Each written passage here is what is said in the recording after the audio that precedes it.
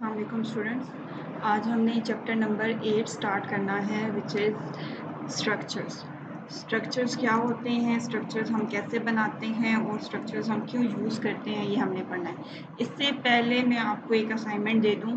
इससे पहले स्ट्रक्चर्स से पहले हमने एरेज के चैप्टर को कंप्लीट किया है, जिसका लास्ट टॉपिक मैंने आपको एज ए होमवर्क दिया था।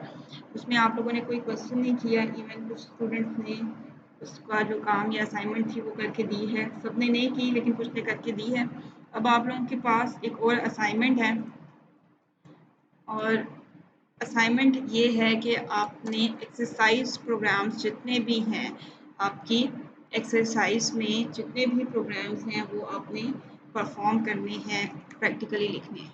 क्या एक्सरसाइज प्रॉब्लम्स और प्रोग्राम्स जितने भी हैं एरे के चैप्टर में से 9 है टोटल, और ये एरेज के चैप्टर के आपने करने हैं। जब तक हम स्ट्रक्चर्स के चैप्टर को कंप्लीट करते हैं, जब तक इसके प्रोग्राम्स पे हम पहुंचते हैं, उससे पहले आपने ये असाइनमेंट सॉल्व करनी है और ये रिटन फॉर्म में आपके पास मौजूद होनी चाहिए। जब भी आप कॉलेज आएंगे तो ये असाइनमेंट मैं आपसे रिसीव करूँगी, और प्लस उससे पहले सॉफ्ट कॉपी में भी मैं किसी भी दिन आपसे ये ले सकती हूँ। तो इनको अभी 2 या 3 दिन नहीं है, आप इनको साथ साथ कंप्लीट करें। नेक्स्ट वीक तक मैं ये भी कलेक्ट करूँगी, और अगर आप कॉलेज आ जाते हैं तो कॉलेज में ये मुझे रिटन फॉर्म में आपसे चाहिए होगी। सो आज हम स्ट्रक्चर्स चैप्टर नंबर 8 को शुरू करते हैं। पेज 247 पे आपका ये चैप्टर है, और इस चैप्टर में बेसिकली स्ट्रक्चर्स के बारे में हम पढ़ेंगे।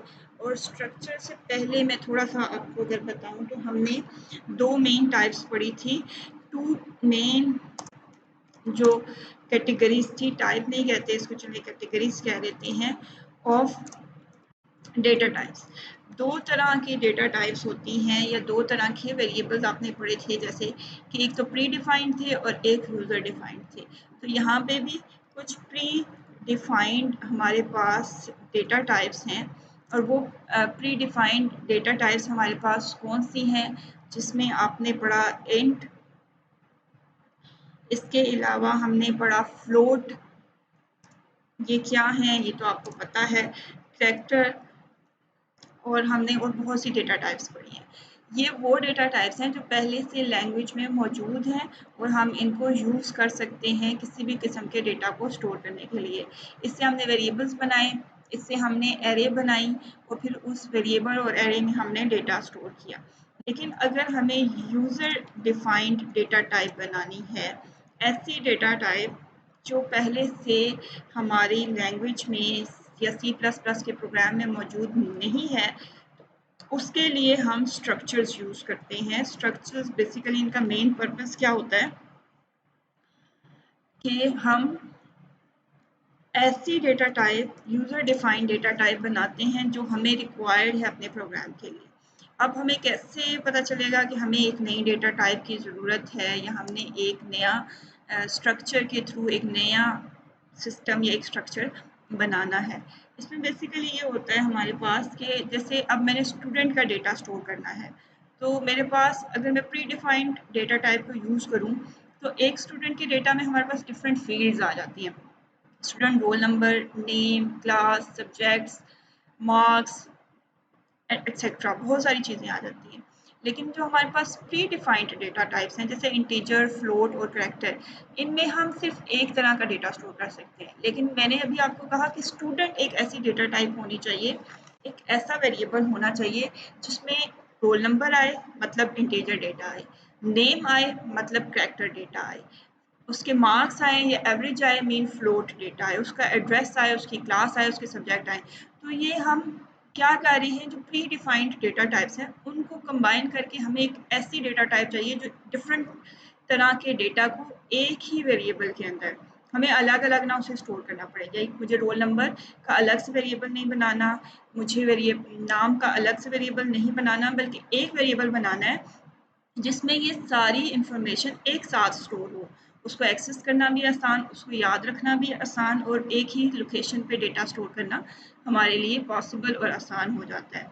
तो उस केस में हम क्या करते हैं, एक न्यू डेटा टाइप डिफाइन करते हैं, और जिसको हम स्ट्रक्चर्स की हेल्प से करते हैं। अब स्ट्रक्चर्स क्या है, बेसिकली नई डेटा टाइप का स्ट्रक्चर डिफाइन करते हैं, इसलिए इनको हम स्ट्रक्चर्स बोलते हैं। इसका सेंटेक्स क्या है या हम इसे कैसे यूज़ करते हैं, आपकी बुक पे से अगर मैं कुछ लाइन्स रीड करूँ तो structure is a collection of multiple data types.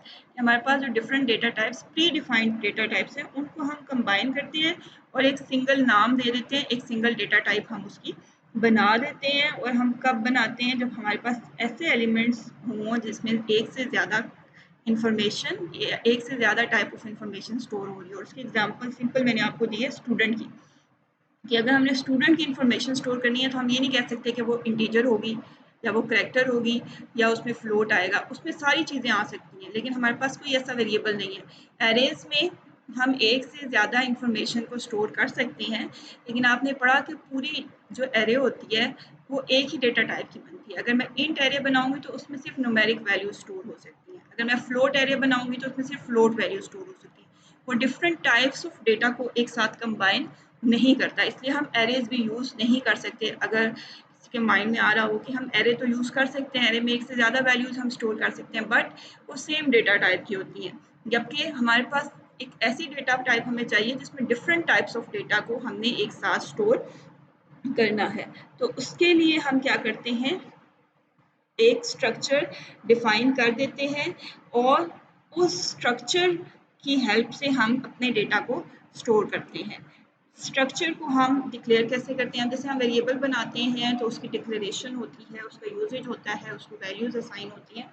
इसी तरह स्ट्रक्चर में भी सबसे पहले तो जो चीज़ हम खुद बना रहे होते हैं कंप्यूटर लैंग्वेज में, हमें उसकी डिक्लेरेशन देनी होती है, हमें डिक्लेयर डिफाइन करना होता है कि इसका स्ट्रक्चर क्या है, ये इसमें क्या, कौन सा डेटा आएगा, कितना डेटा आएगा, उसकी कैपेसिटी कितनी होगी और किस टाइप का डेटा आएगा। तो स्ट्रक्चर को डिफाइन करने के लिए जो कीवर्ड हम यूज़ करते हैं वो कीवर्ड है स्ट्रक्ट का।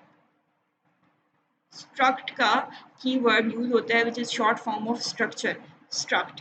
और उसके बाद हम इसको डिफाइन करते हैं, और डिफाइन करने का मेथड बहुत सिंपल है। अगर मैं इसका सेंटेक्स लिखूं तो इसका सेंटेक्स क्या है, हमारे पास सबसे पहले आएगा स्ट्रक्ट का कीवर्ड। स्ट्रक्ट के कीवर्ड के बाद जैसे हम लिखते हैं इंट ए, इंट नेम, इसी तरह हम लिखेंगे स्ट्रक्ट और आगे नाम लिखेंगे। अब जो नई डेटा टाइप हम बनाने जा रहे हैं, ये वेरिएबल का नाम नहीं है, ये उस डेटा टाइप को हमने अब कोई नाम भी देना है, ताकि हम जैसे इंटीजर एक डेटा टाइप है तो उसको हम इंट का नाम दे के बुलाते हैं कि इंट, फ्लोट, करेक्टर। तो इस तरह जो डेटा टाइप हम बनाने लगे हैं हमने उसको भी एक नाम देना है, ताकि हम जब उसे यूज़ करेंगे तो बाय नेम हम उसे यूज़ करेंगे। तो जैसे मैंने अभी एग्जांपल दी स्टूडेंट की, तो हम स्टूडेंट का नेम देख सकते हैं, लेकिन अगर मैं जनरल सेंटेंस लिखूं तो यहाँ पे क्या आएगा, स्ट्रक्चर का नेम आएगा। और मैं साथ ही इसकी एग्जांपल लिखती हूँ, एक स्ट्रक्ट और स्टूडेंट। तो मैंने एक स्ट्रक्चर बना दिया है विच इज़ स्टूडेंट। उसके बाद आपके पास ये कर्ली ब्रैकेट्स स्टार्ट होती हैं, और जो ब्रैकेट्स आप स्टार्ट करते हैं कोड में वो एंड भी होती हैं।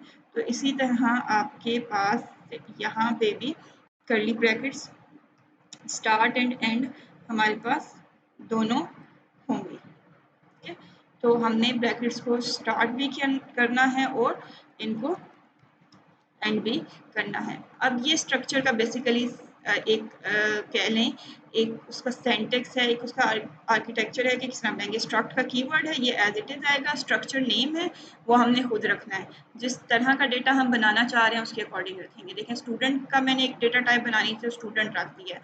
अगर आपने कॉलेज की बनानी है तो कॉलेज रख देंगे, अगर आपने किसी व्हीकल का बनाना है तो व्हीकल रख देंगे। ये डिपेंड करता है कि हम किस ऑब्जेक्ट या किस एलिमेंट से रिलेटेड डेटा हम स्टोर कर रहे हैं। अब इसको बनाने, नाम रखने के हमेशा वही रूल्स होंगे जो आपने पढ़े हैं कि ये अल्फ़ाबेट या अंडरस्कोर से स्टार्ट हो, स्पेस ना हो, नंबर आ सकता है लेकिन शुरू में नहीं आ सकता। जो वेरिएबल की नेमिंग रूल्स हैं वो हर जगह यूज़ होंगे। फंक्शंस अगर आपने, आपकी शायद नहीं है, लेकिन हमने जितने भी जहाँ पे भी नेम किसी चीज़ को खुद से दिया है वही रूल्स फॉलो हुए हैं।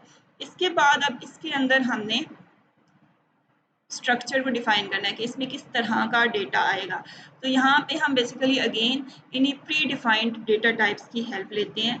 मैंने कहा कि ये एक डेटा टाइप है जिसमें रोल नंबर स्टोर करना है, तो रोल नंबर इंटीजर होता है, इंट रोल नंबर। मैंने एक वेरिएबल बना दिया है इंट रोल नंबर। इसका मतलब है इस डेटा टाइप में एक इंटीजर वैल्यू स्टोर हो सकती है, किस वेरिएबल के अंदर, रोल नंबर के अंदर। ये बिल्कुल वैसे ही होंगे जैसे हम सिंपल वेरिएबल्स डिफाइन करते हैं। इसके बाद मैंने इसमें एक और बना दिया है करेक्टर का डेटा टाइप, और उसमें हमने कह दिया कि करेक्टर हमारे पास बेसिकली नेम है जिसमें 25 करेक्टर्स आ सकते हैं। तो इसके बाद मैंने एक और बना दिया यहाँ पे फॉर एग्जांपल फ्लोट एवरेज। तो ये 3 प्री डिफाइंड वे में जो हम वेरिएबल जैसे डिक्लेयर करवाते हैं वैसे ही हुए हैं, लेकिन जब हम इनको यूज़ करेंगे तो ये as a single variable, as a single data type student use होंगे।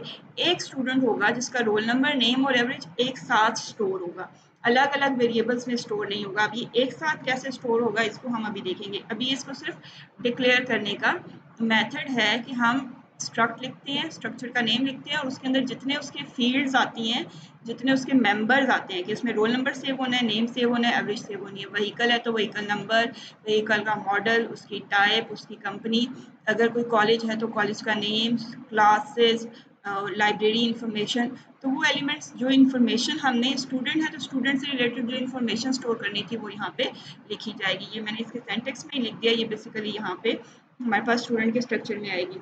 तो नॉर्मली इसके सेंटेक्स में आप क्या लिखेंगे, डेटा टाइप 1 और आगे आइडेंटिफायर वेरिएबल, जो आइडेंटिफायर आप बनाना चाह रहे हैं। तो इस तरह से हमारे पास एक स्ट्रक्चर डिक्लेयर होता है, एक स्ट्रक्चर हमारे पास डेटा में, हमारे कंप्यूटर में, मेमोरी में बन जाता है। बहुत सिंपल, स्ट्रक्ट का कीवर्ड, उसका नाम और उसके अंदर जितने एलिमेंट्स आपने डालने हैं, 2, 3, 4, 5, 10 जितने भी आप डालना चाहें वो यहाँ पे हम ऐड कर देते हैं। तो ये बेसिकली एक स्ट्रक्चर डिक्लेरेशन का मेथड है।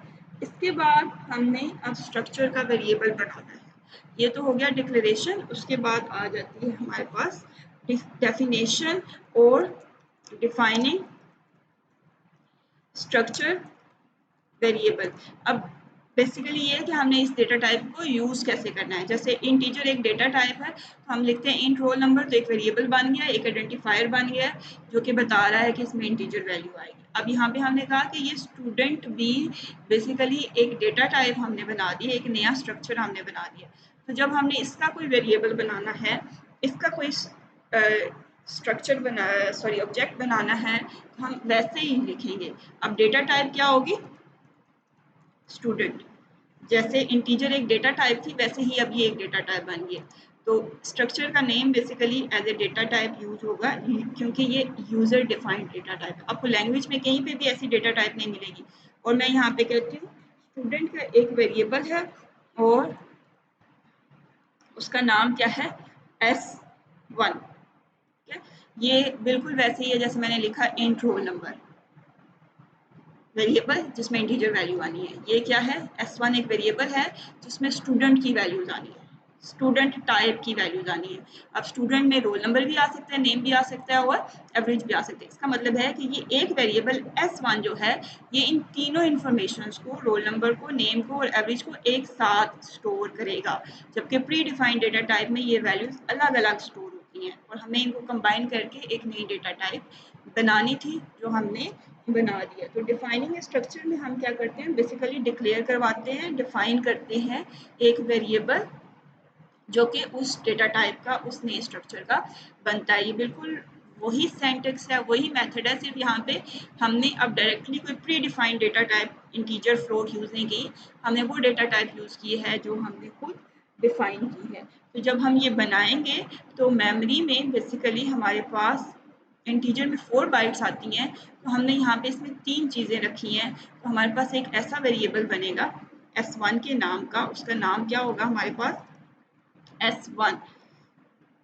ठीक है, एक वेरिएबल बनेगा जिसका नाम क्या होगा S1 और उसमें रोल नंबर भी स्टोर होगा।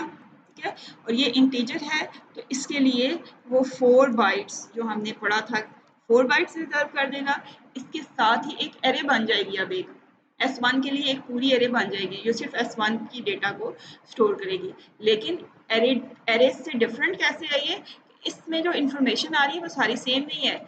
ये इंटीजर है उसके बाद यहाँ पे एक नेम के लिए कॉलम बन जाएगा और इस कॉलम में 25 करेक्टर्स मीन 25 बाइट्स आ सकती हैं। आपको पता है कि 1 करेक्टर जो है वो 1 बाइट लेता है और इसमें अब करेक्टर वैल्यूज आ रही होंगी और उसके बाद हमारे पास एक और डेटा टाइप बन जाएगी, एक और स्पेस बन जाएगी जिसमें हमारे पास क्या आ रहा होगा, एवरेज स्टोर होगी और ये एवरेज हमारे पास कितना डेटा लेगी, हमारे पास average 4 bytes, floating point number 4 से स्टार्ट होता है तो वो 4 बाइट्स लेगा।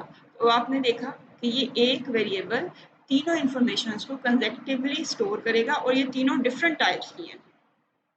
एक इंटीजर है, दूसरी स्ट्रिंग है, कलेक्शन ऑफ कैरेक्टर्स है और चौथी जो है वो हमारे पास क्या है, फ्लोट है। तो इस तरह से हम इसको यूज कर सकते हैं। तो अभी तक आज के लिए इतना ही काफ़ी है। थोड़ा सा डिफरेंट है, आपने जितना पहले जिन लोगों ने पढ़ा हुआ है उनके लिए भी और जो नए हैं, तो आपने इस सारे को जो 2 टॉपिक्स हमने आज पढ़े हैं इनको रीड करना है। कल मैं इंशाल्लाह इससे आगे थोड़ा सा ज़्यादा करवाऊंगी ताकि आपका कोर्स कवर हो सके, प्लस एग्जाम्पल्स भी हैं। तो कल हम लोग इसको फर्दर कंटिन्यू करेंगे। तो 2 से 3 दिनों में इंशाल्लाह आपका ये चैप्टर कंप्लीट हो जाएगा। हमने बहुत ज़्यादा कोर्स कवर करना है, तो जो स्टूडेंट्स अभी एडमिशन नहीं दे रहे, जो रिप्लाई नहीं करते, जो असाइनमेंट सेंड नहीं करते, तो काइंडली आप लोग साथ साथ फॉलो करें, वरना बाद में आप लोगों के लिए प्रॉब्लम होगी। मेरे पास प्रूफ होगा कि मैंने लेक्चर सेंड किए हुए हैं और मैंने सारा कोर्स कवर करवाया हुआ है और बार बार आप लोगों को याद करने को भी कहा हुआ है। तो इसको प्रिपेयर करें, थोड़ा थोड़ा लेक्चर है, इतना ये डिफिकल्ट नहीं है। अब तो आपके पास बहुत टाइम है घर में, तो आप इसको प्रिपेयर कर सकते हैं। अल्लाह हाफिज़।